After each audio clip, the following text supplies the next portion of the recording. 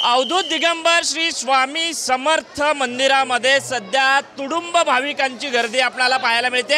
मी सध्या उभा आहे श्री अक्कलकोट स्वामी समर्थ मंदिरामध्ये। आपण बघू शकताय की या ठिकाणी भाविकांची तुंबळ गर्दी जी आहे ती पाहायला मिळत आहे। नाताळचा जो सण आलेला आहे आणि त्याला लागून आलेल्या सलग सुट्ट्या, त्यामुळे महाराष्ट्रासह तेलंगणा, आंध्र प्रदेश, गोवा या ठिकाणाहून मोठ्या प्रमाणामध्ये भाविक जे आहेत ते श्री स्वामी समर्थांचं दर्शन करण्यासाठी या ठिकाणी येत आहेत। आणि आपण सुद्धा बघू शकताय की गाभाऱ्यामधलं जे दर्शन आहे ते भाविकांना या ठिकाणी मिळत असतानाचं चित्र आपल्याला पाहायला मिळत आहे।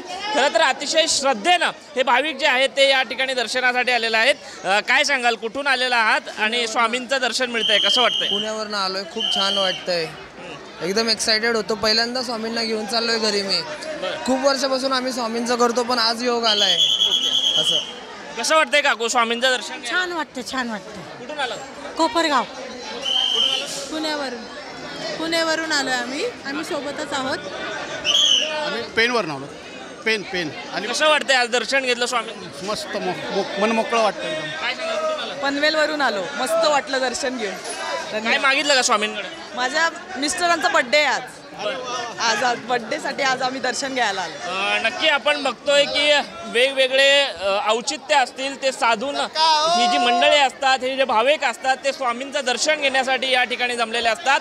आणि पहाटेपासूनच आपण जर बघितलं तर या ठिकाणी भाविकांच्या रांगा ज्या आहेत ते मंदिराच्या बाहेर सुद्धा जेवढी गर्दी आपल्याला इथं मंदिरामध्ये दिसते तेवढीच गर्दी मंदिराच्या बाहेर सुद्धा दिसून येत असल्याचं चित्र आपल्याला अक्कलकोटमध्ये स्वामींच्या नगरीमध्ये पाहायला मिळतंय।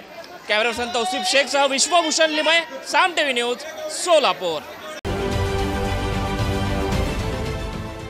देश विदेशातील प्रत्येक घडामोडींचे लाईव्ह अपडेट मिळवण्यासाठी आता साम टीव्हीच्या सर्व सोशल मीडिया प्लॅटफॉर्मला लाईक, फॉलो आणि सबस्क्राईब करा। तसंच सर्व नोटिफिकेशनसाठी बेल आयकॉन प्रेस करायला विसरू नका।